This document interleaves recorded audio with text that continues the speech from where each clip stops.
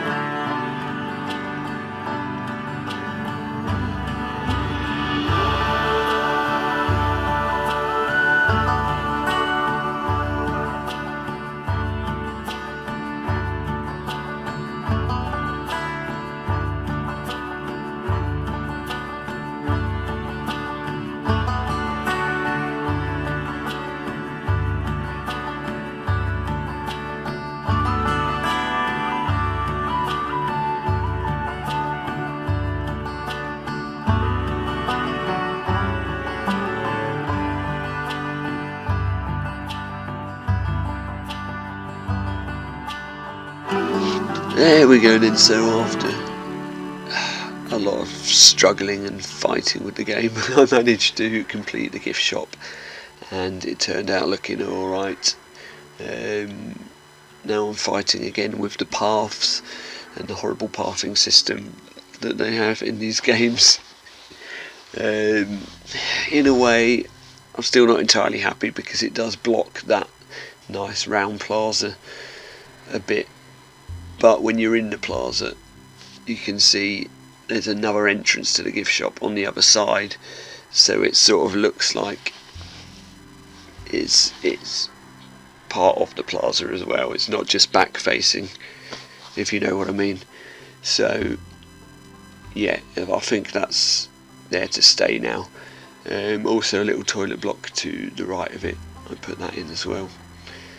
And yeah, that's pretty much it for this build, just playing with the fonts there. That'll probably be the last time I use those fonts. So thank you for watching, and I'll see you in the next one. Bye bye.